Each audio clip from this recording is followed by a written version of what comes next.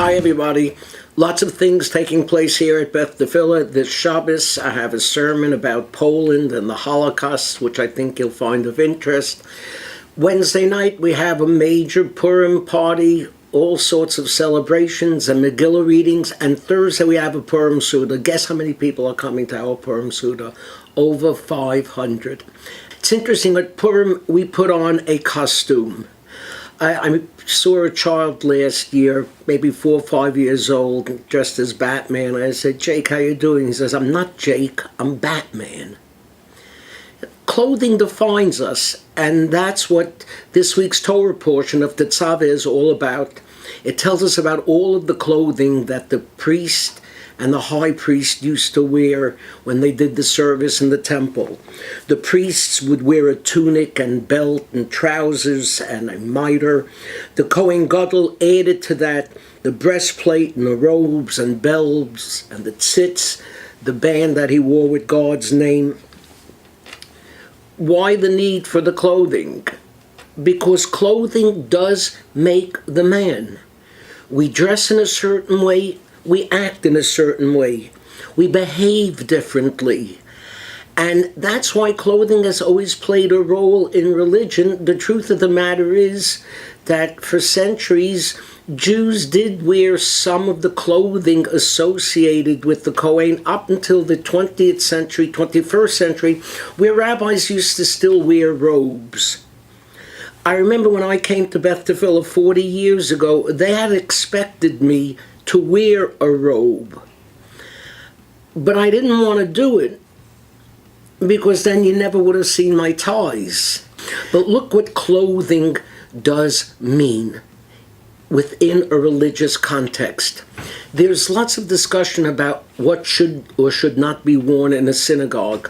I remember davening in a synagogue in Borough Park in Brooklyn, where to lead the service you had to wear a gartel, you had to wear the belt around you to remind you that the lower part of your body shouldn't be telling your upper part of your body what to do.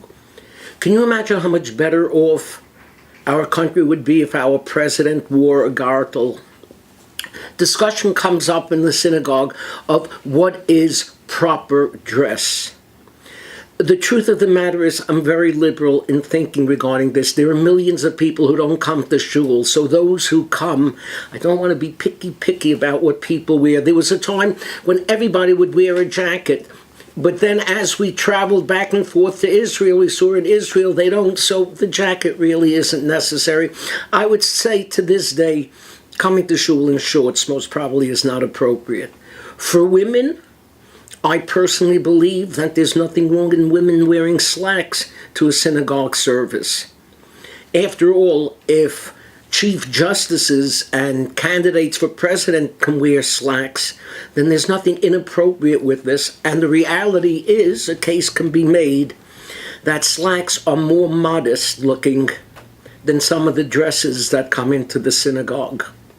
We should remember in the temple, the Torah scroll is put into an ark.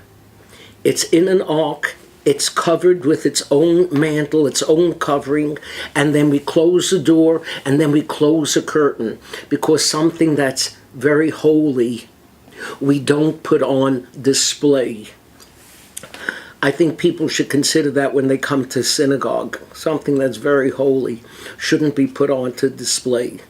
So here at Beth Tefillah, I wouldn't say simply that clothes make the man, but it makes the woman as well. And I wouldn't say quite come as you are, as much as come as what you want to be. Shabbat Shalom.